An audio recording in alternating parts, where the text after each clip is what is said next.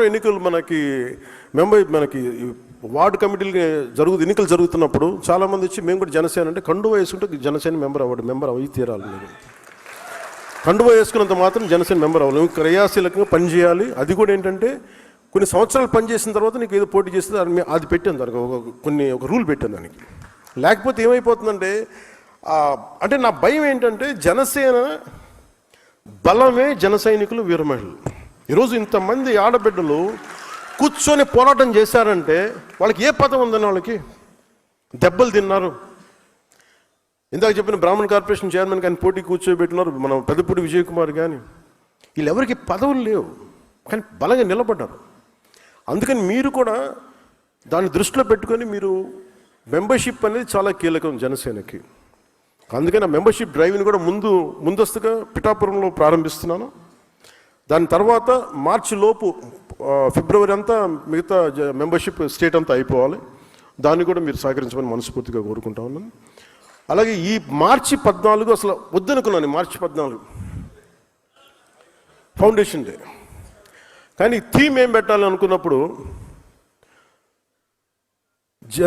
జెన్ G యువతకి, కొత్త తరం యువతకి, ఆడబిడ్డలకి ఉద్దేశించే ఈ జనసేన మార్చి 14 ఆవిర్భావ దినోత్సవం ఉంటుంది.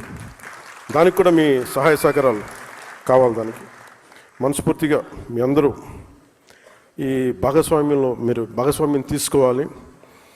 ఈ మన అలయన్స్ గురించి మట్టుకు మీకు ఇబ్బందులు ఉంటాయి, మీకు కొన్ని గొడవలు తప్పవు.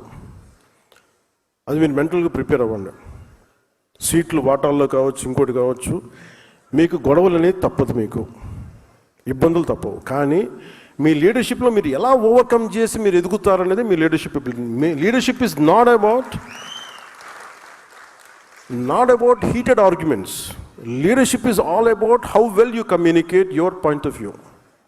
అంటే మీ స్టాండ్ మీరు ఎంత బలంగా చెప్పగలరు, ఎంత హేతువుతో చెప్పగలరు. పంచాయతీ అంటే మీరు సర్దాలి అంటే లీడర్షిప్ అనేది గొడవ పెట్టుకొని కండలు పెంచుకునేవాడు లీడర్ అవ్వలేడు, ఒప్పించేవాడే నాయకుడు అవుతాడు. ఇంతమంది చాలా ప్రతికూల పరిస్థితుల్లో కూడా అందరినీ ఏకతాటిపైన తీసుకొచ్చేవాడే నాయకుడు అవుతాడు తప్ప గొడవ పెట్టి వేరు చేసేవాడు నాయకుడు అవ్వలేవాడు. ఏదో ఒక రోజు జనం వదిలేస్తారు, గుర్తుపెట్టండి. అందుకని నేను మిమ్మల్ని అందరినీ ఎలాంటి నాయకులు అవ్వాలని కోరుకున్నానంటే గొడవలు వచ్చినా కానీ ఎలా మీరు కూర్చొని పరిష్కరించగలరు. అందుకని మనస్ఫూర్తిగా మీరు దీన్ని దృష్టిలో పెట్టుకొని ఈ పదవి బాధ్యత అనేది మనకి అలంకారం కాదు, బాధ్యత. నేను అంత బాధ్యతగా నేనున్నాను, నేను వదలట్లేదు దీన్ని. ఈ 3.5 సంవత్సరాల్లో మీరు కనుక అద్భుతంగా చేయగలిగితే మీ చేతిలో ఒక పిడికిడి సాయం చేయండి, ఒక మనిషికి సాయం చేయండి చాలు. నేను అదే అనుకుంటా, ఒకసారి నా దగ్గర బడ్జెట్ లేదు, ఇంకో లేదు అనుకుంటే 1 కిలోమీటర్ రోడ్డు వేయగలను అనుకుంటాను, అది చాలు, నేను చేయగలుగుతాను. ఒక ఊరు కనీసం అంటే ఏమి చేయలేని కాడి ఎంతో కొంత చేయండి, అది నా ఉద్దేశం. డబ్బులు ఎందుకు? నేను పొద్దున మన దుర్గేష్ గారు మాట్లాడుతూ డబ్బులు ఇవి ఉన్నాయి కొంచెం టూరిజం ప్రాజెక్ట్ అంటే, మీరు ఐడియా పెట్టండి సార్, మన దగ్గర ఏమీ లేని కాడికి ఇంత దూరం వచ్చాం, ఒక రాష్ట్రానికి రాదాని ఇన్ని కోట్ల మంది తలుచుకొని సామూహిక శక్తి కనుకుంటే డబ్బులకి కొద ఉంటుందా అనుకున్నాం. మనం అనుకోవాలి, మనం నిబద్ధతగా ఉంటాం, నిలకడగా ఉంటాం అనుకుంటే పెట్టుబడి పెట్టే వ్యక్తులు వస్తారు, మనమే ఎదుర్కొనుకోవాలి. ఆంధ్రప్రదేశ్ ఒక ప్రామాణికం చూపించాలి మనం. అందుకని దాన్ని మీరు దృష్టిలో పెట్టుకొని మనందరం సమిష్టిగా పనిచేయాలని మనస్ఫూర్తిగా నేను కోరుకుంటూ మీ అందరికీ ఒక్క ప్రమాణం చేసి దీన్ని ముగిద్దాం ఈ సభని. ఉందండి ఇక్కడ.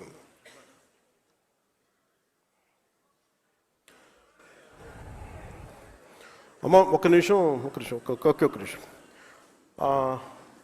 మీరు అమ్మ మీరు అది ఎవరు అప్లికేషన్ ఇచ్చారు కదా, అది ఇవ్వండి ప్లీజ్.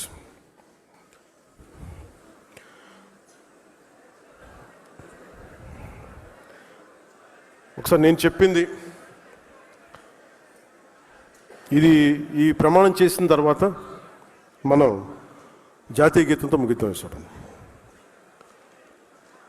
ఆంధ్రప్రదేశ్ ప్రభుత్వం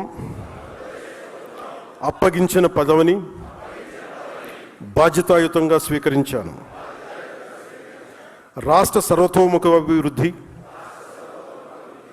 ప్రజా సంక్షేమం లక్ష్యంగా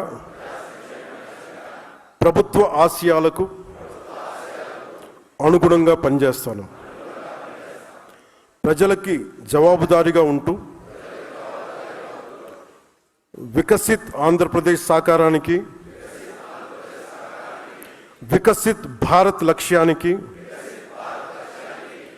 కృషి చేస్తానని దైవ సాక్షిగా ప్రమాణం చేస్తున్నాను.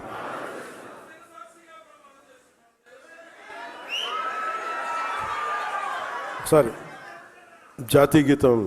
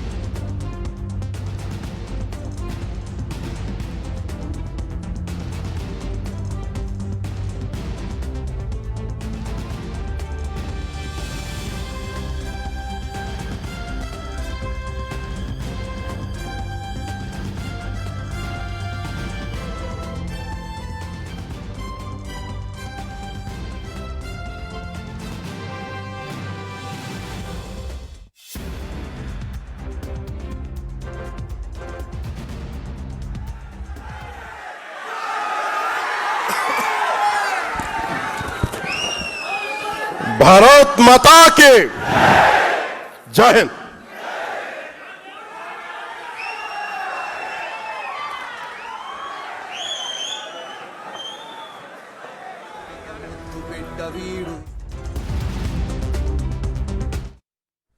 ప్రాంతీయం మీద ఉన్నంత అవగాహన దేశం మీదగానే ఉండదు. కొన్ని సామాజిక సమస్యల మీద ఎంతసేపు ఎలక్షన్ కోణంలో నుంచే పార్టీలు ఉంటాయి.